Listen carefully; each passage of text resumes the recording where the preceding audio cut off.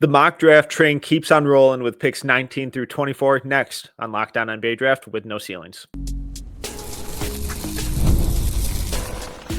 You are Locked On NBA Draft with no ceilings. Your daily podcast on the future stars of the NBA. Part of the Locked On Podcast Network. Your team every day.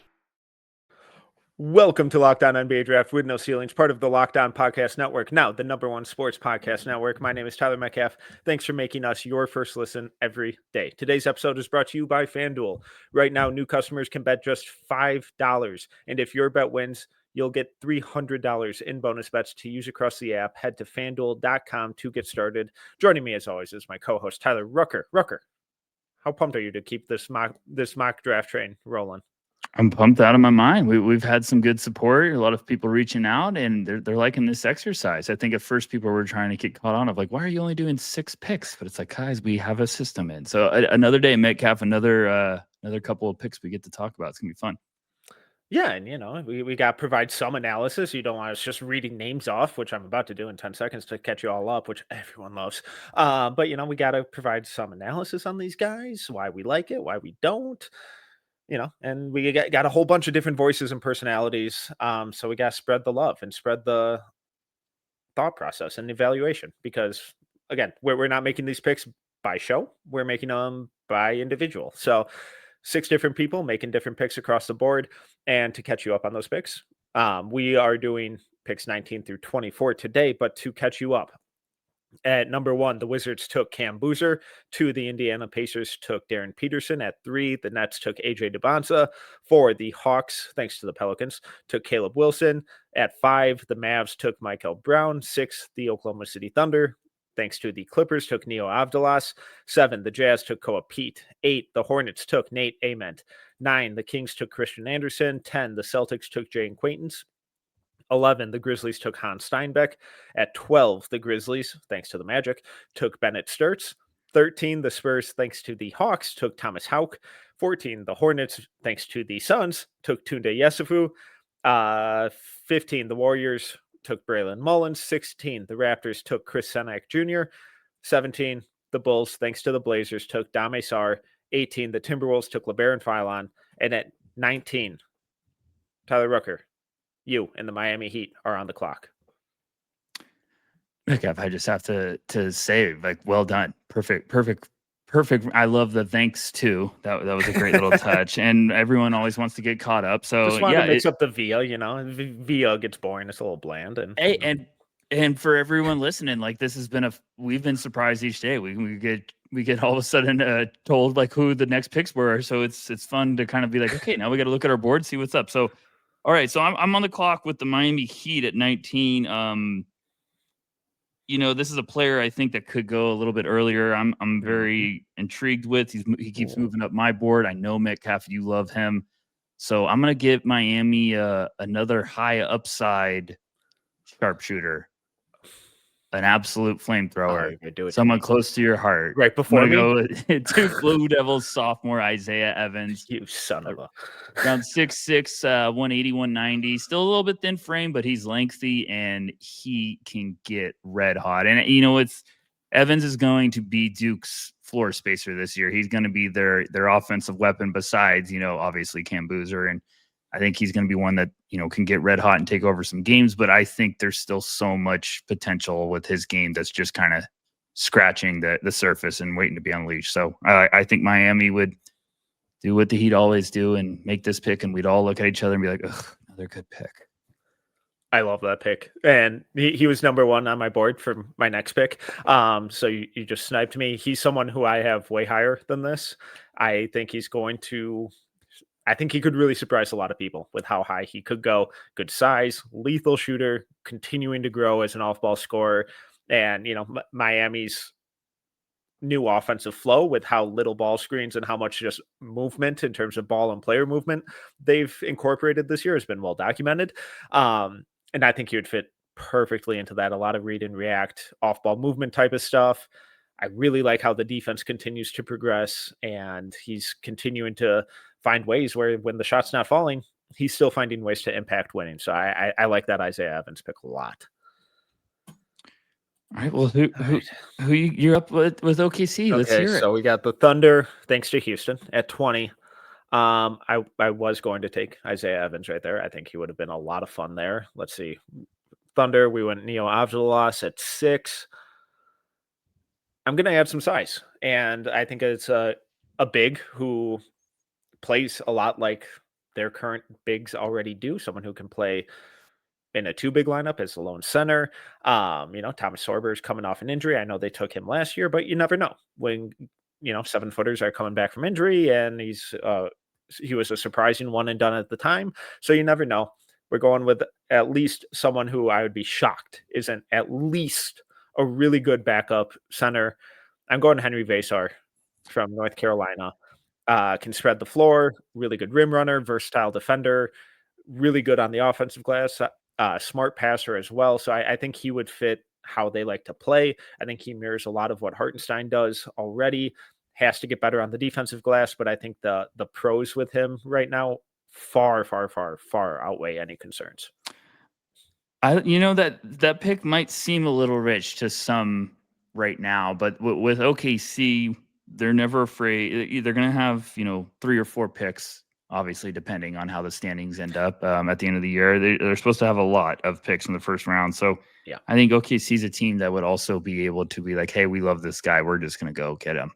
Go get your guy when in doubt. And I think Vasar gives them toughness in the front court. You get some versatility, good feel, high motor. Like that's a really solid rotation piece that also they're going to be looking for guys that they're trying to keep some guys around as long as possible. So you need to keep building some depth and guys that you can almost slide in if you lose some pieces. So I think Vasar right there, that's a good pick. I like that.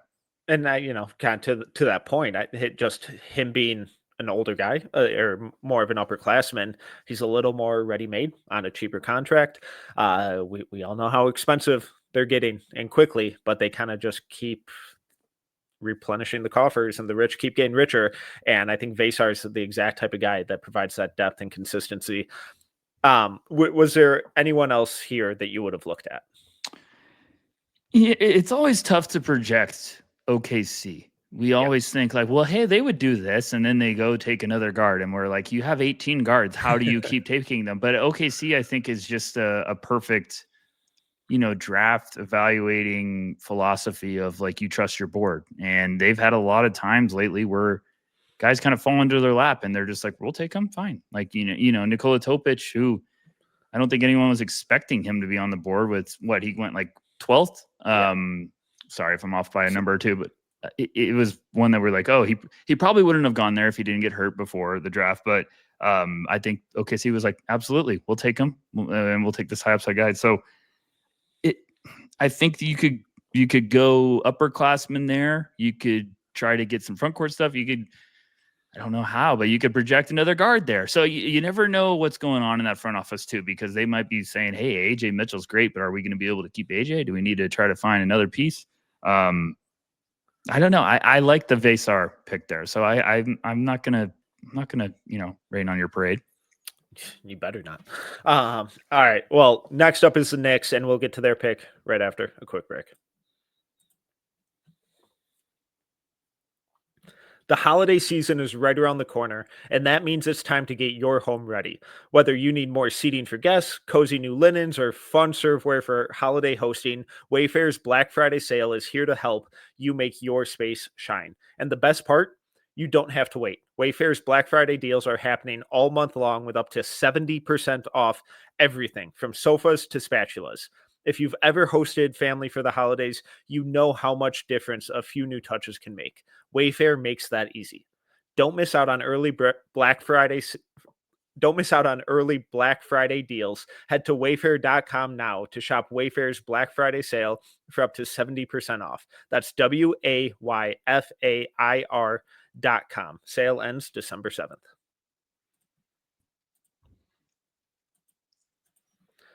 Okay, the New York Knicks are on the clock to recap the last 2 picks in case you're just hopping in for some reason. Miami Heat at 19 took Isaiah Evans. At 20, the Oklahoma City Thunder, thanks to the Houston Rockets, took Henry Vasar. Would also like Henry Vasar on the Houston Rockets quite a bit. But at 21, the New York Knicks are taking who? Tyler Rucker.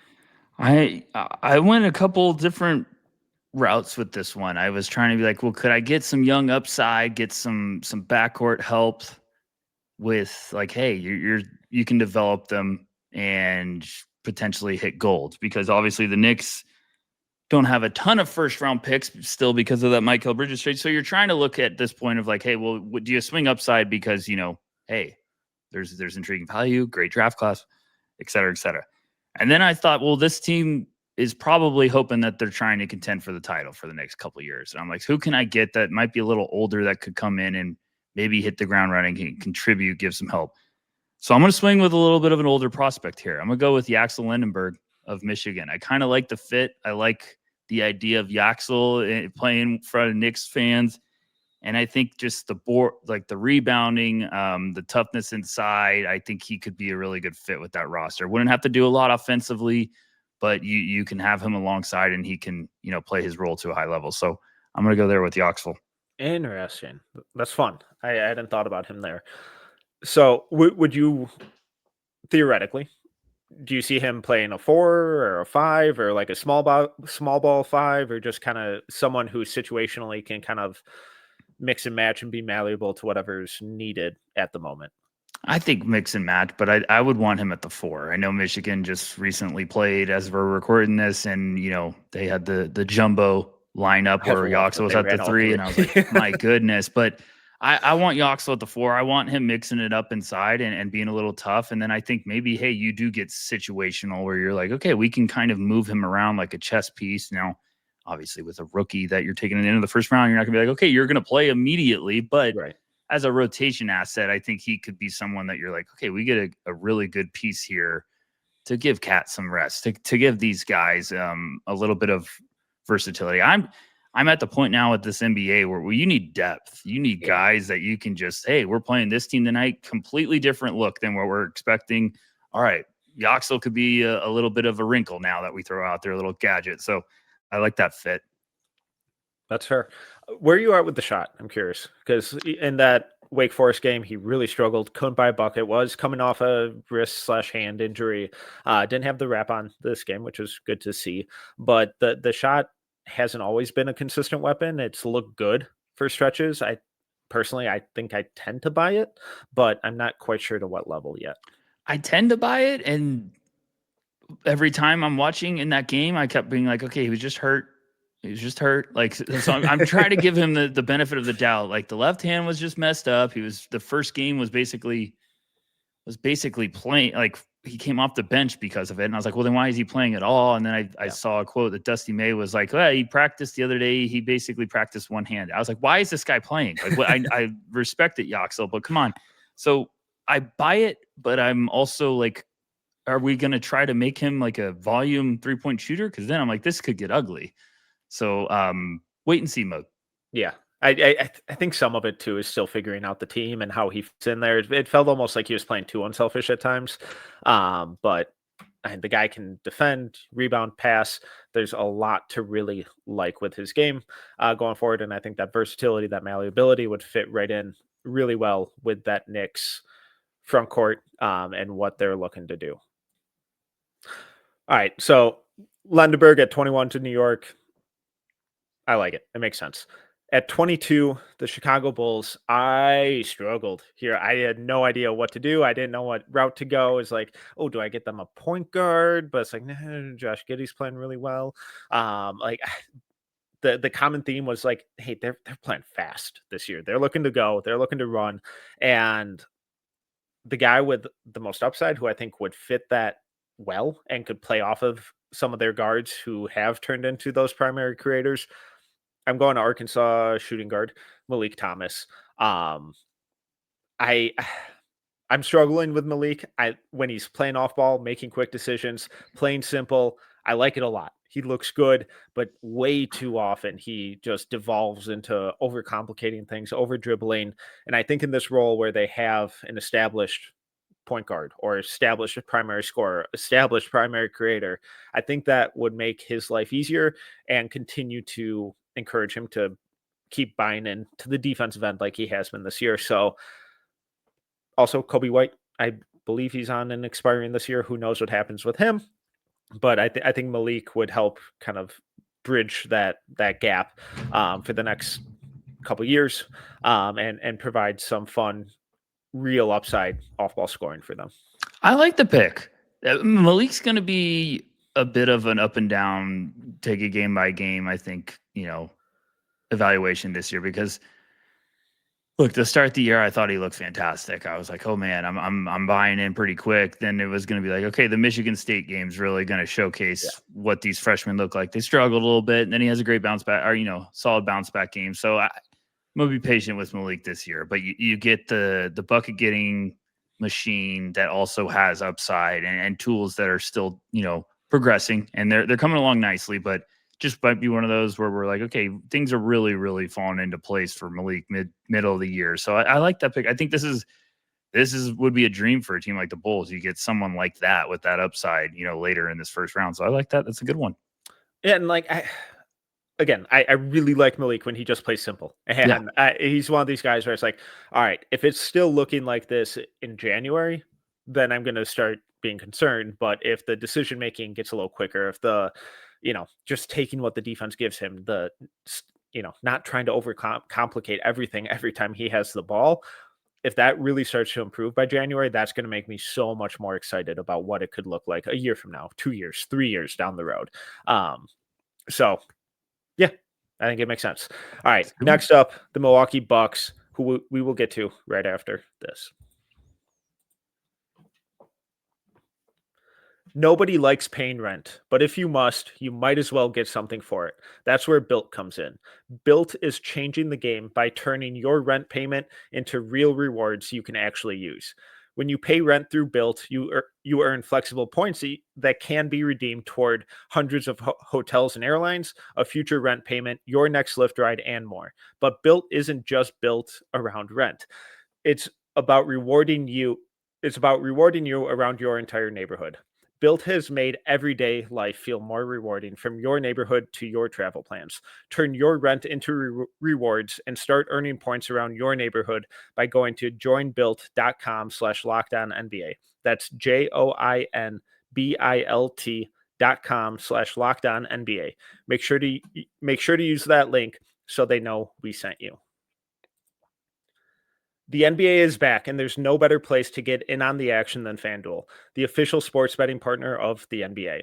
Even if you miss the start of a game or want to ride the hot hand, FanDuel has live bets on everything from who will score next to fourth quarter comebacks.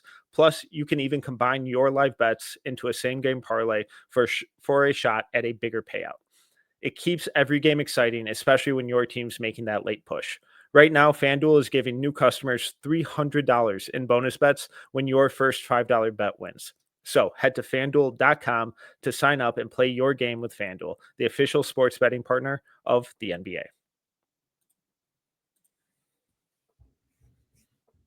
All right, to quickly recap 19 through 22 so far. At 19, the Miami Heat went Isaiah Evans. At 20, the Thunder went Henry Vasar.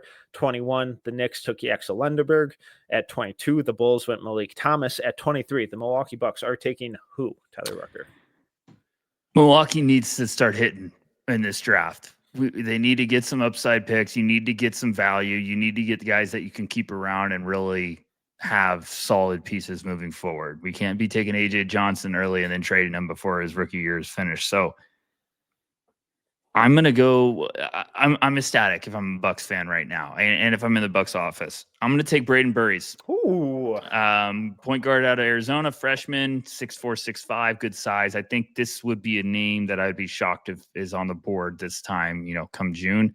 I think Burries, little slow start to the year, which is expected with a lot of guards, but it was also like first game against Florida, watching the Koa Pete show. We kind of completely understand.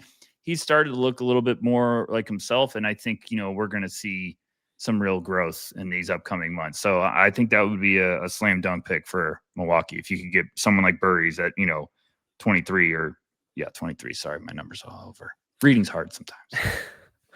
That's interesting. I was definitely assuming that you were going to go point guard or guard here. And I think the emergence of Ryan Rollins this year has been really fun. Yes. But also makes the integration of Burries into the rotation or just the team a little easier because it's like, all right, well, we don't need this guy to start day one, but can he provide some minutes? Can he play on ball? Can he play off ball?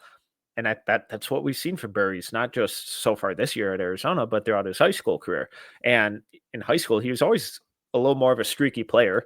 So it's not totally shocking that he's gotten off to a little bit of an inconsistent start. But man, when he's good, he's so good and he's so strong. So I think that physical strength right off the bat is really going to help him kind of be able to contribute early because that's kind of what we keep seeing with a lot of the rookies who are contributing day one, especially on good teams, are those who are physically ready, even if like they're not the most lights out shooter or most dynamic playmaker yet. Look, I love Giannis. I have respect for Bucks fans, but if you take Giannis away, you look at that roster, they need a lot. They need some dudes. You need to start building some pieces all over. So, I love Ryan Rollins. Don't get me wrong. It's not like I'm taking Burries to be like, oh, because I don't believe. But you just need to take best player available that can be a piece around. You need to start getting some real depth. So I like that. All right. Well, next up at 24, the Oklahoma City Thunder are back on the clock, and somehow I've landed with every single one of their picks so far. And I think I'm nailing this draft. But at 6, we took Neil Avdilas. At, 20? We're on Henry Vasar. 24, I'm back on the board. What do you give the team that has everything? A little bit more of it. I'm going with Braden Burry's teammate. This might be rich for some people right now. I don't think it will be come draft day, but got a lot of basketball left to be played. I'm going Dwayne Aristode, 6'8", 220, 225-pound wing for Arizona. Missed all of his senior year because of a foot injury. You can tell that he's still shaking the rust off, trying to find minutes. Just had a really nice game. I know it's Northern Arizona, the Lumberjacks, I believe. So, you take it with a grain of salt. But when you put up 18 points in your third game, there's cause to be excited. So I think he has the upside to be one of the best defenders from this class. I buy the spot up jumper. I think there's some fun passing upside as like a connective guy who can attack closeouts, push in transition, and make that extra read. And in this context, with his length, his athleticism, his defense, I think it'd be a really, really fun developmental piece that the Thunder could be pretty patient with. Yeah, I like you said, I know Aristode had 18. I think he hit literally 6'3", so that math checks out. But it's one of those when you watch that tape back and you see the confidence building, you see how smooth that shot is from outside. He's going to be a weapon that Arizona is going to need. So I think we're going to look up in a couple months, just like Burries, we just said, and those two are going to start really finding their groove. And would not shock me if Aristode starts cementing himself as a real name to keep an eye on because, 6'8", 220 athleticism, he is a ball of muscle on the court. He's tough. So when he gets moving, it is like, oh, hold on to your seats. So really good looking shot from outside. And I think, a lot of upside to be a two-way player and probably be a name that is a late riser in this draft scene. I guess late riser is the opening month of the season, but you know what I'm saying right now, people are like, who? And it's like, just be patient with a couple of these guys. A lot of guys take a little bit of time to get grooving. And, I think Aristode could be one of those guys. I agree. All right. So that's picks 1 through 24. Should I recap them all? No, come on. No. You guys have been following. I'll just recap 19 through 24 here. So 19, the Heat win Isaiah Evans. 20, Thunder, Henry Vasar. 21, Knicks, Axel Lendenberg. 22, Chicago Bulls, Malik Thomas. 23, Milwaukee Bucks, Braden Burries. 24, Thunder, Dwayne Aristode. On Friday, Corey and Albert will be rounding out and finishing up the first round, picks 25 through 30. Next up is Corey with the Los Angeles Lakers. Very excited to see where he goes with that because they could do just about anything. But until then, we got Corey and Albert on Friday. Rucker and I will be back in your feed on Monday, recapping the top performers and anything else fun and exciting that happened over the weekend. Until then, he is Tyler Rucker. You can follow him at Tyler_Rucker. I'm Tyler Metcalf. You can follow me at TMetcalf11. Thank you for listening to Locked On NBA Draft with no ceilings and making us your first listen every day.